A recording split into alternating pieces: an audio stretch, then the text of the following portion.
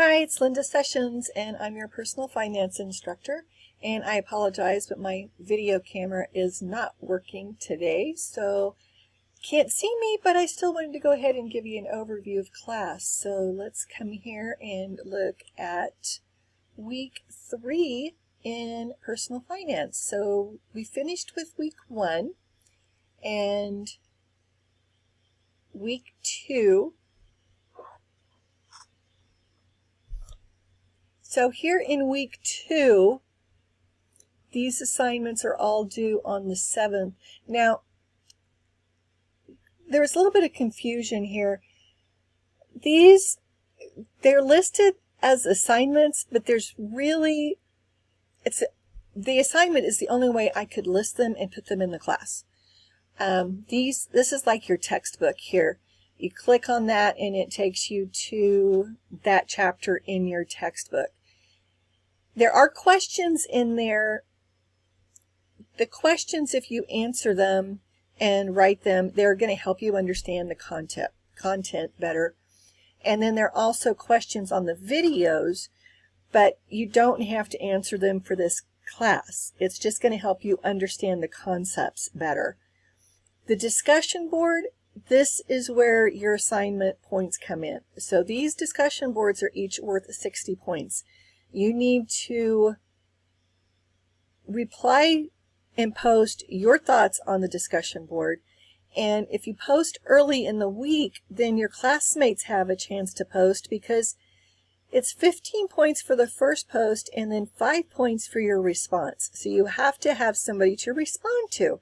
So please post early in the week so your fellow classmates have something to respond to. And then there is a quiz that is over all 3 chapters, 4, 5, and 6. So this, on week 2, we talked about your tax strategy, which is kind of interesting with tax day coming up really quick. If you don't have your taxes done yet, you might really look hard at getting them done or getting an extension filed if you need to.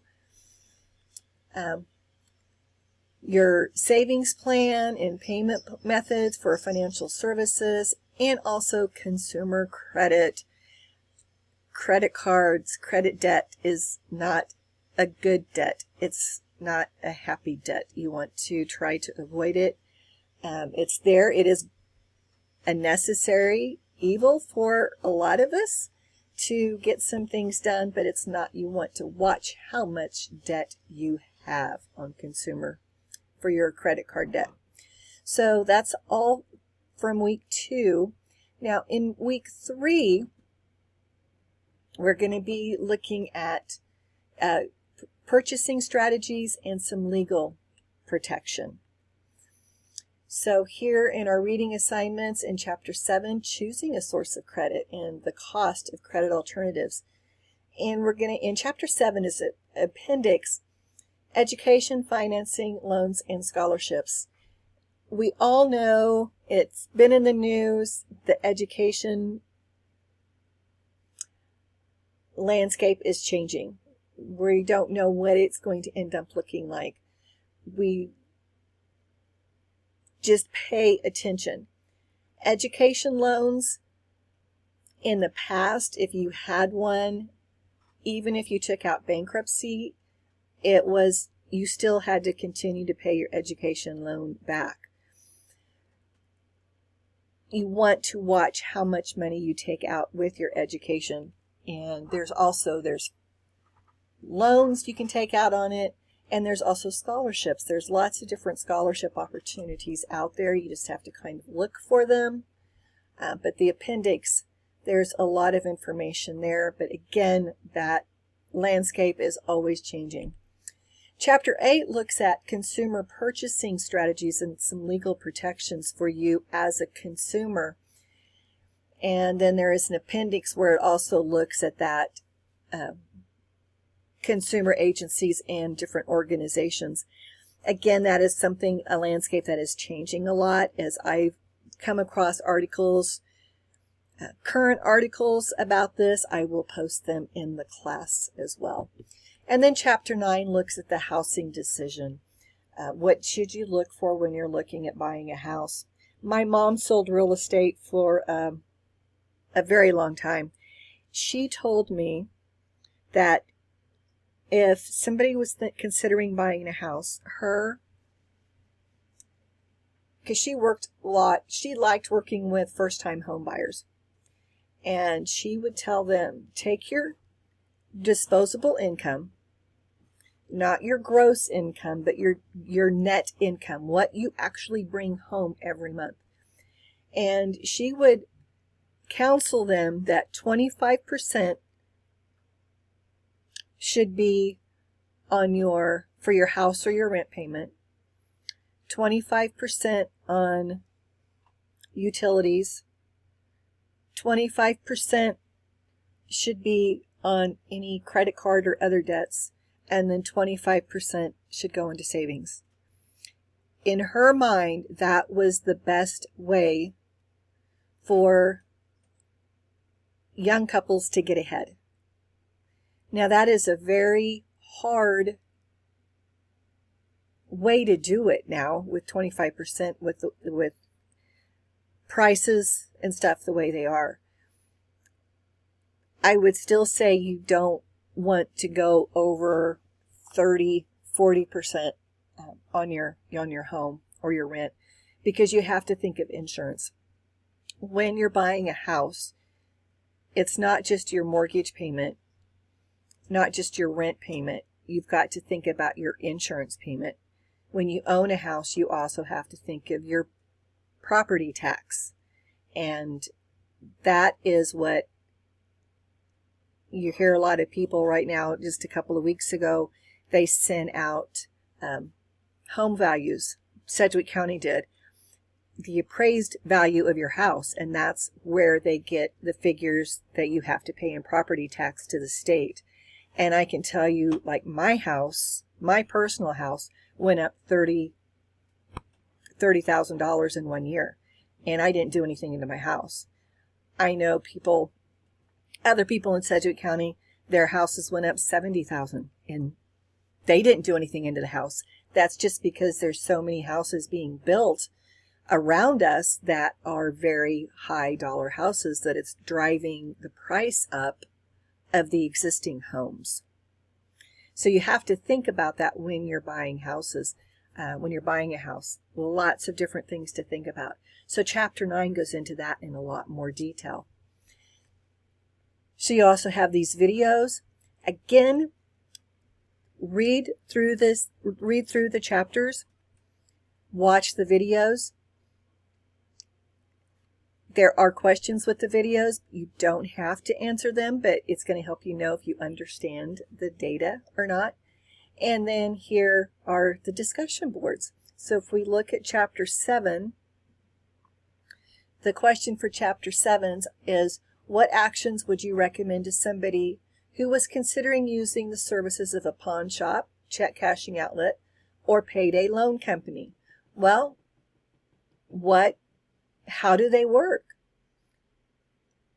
You're going to find that information in the text. So what would you tell them? And I don't want you to just come up here and then just copy and paste this into the internet and get the answer.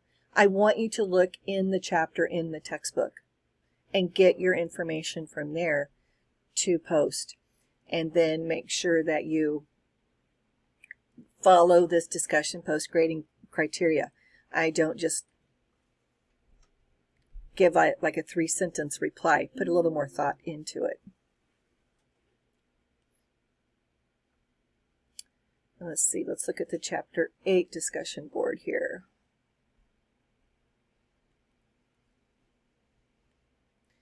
What are the major sources of consumer information? Again, I don't want you to just list them. List them and tell me about them. What makes them major? And then finally, Chapter 9. Where are you at? Go. How has technology changed the home buying process? What might be some concerns with online home buying activities and what are the advantages.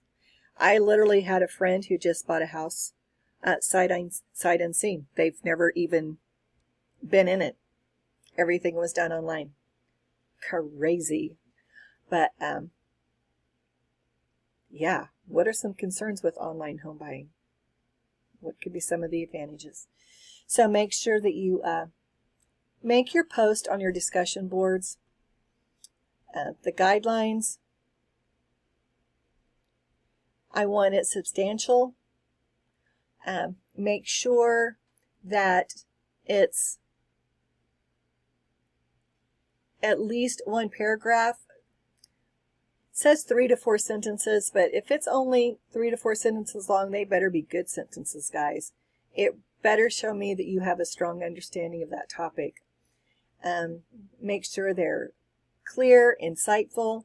If you're citing something, you need to let me know where you got it at, okay? Don't be late. Don't copy, just copy from the textbook or from AI. And when you reply to somebody else, make sure that you are replying in a paragraph as well, that your points are logical, okay? Make sure you use proper English and use proper capitalization, because you will get taken off if it's all like lowercase i's. So chapter 3, you got the chapter 7 discussion board, 8 and 9, as well as the module 3 quiz, and they are all due April 14th. Discussion board.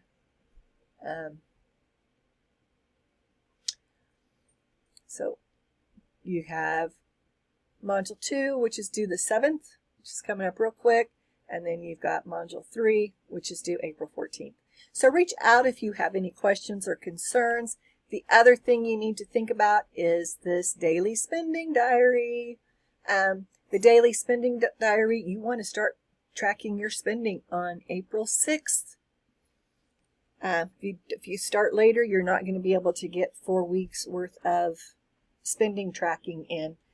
There's information on that right here in the spending diary assignment, right here, as well as in chapter 1 of your textbook, so the very end of that.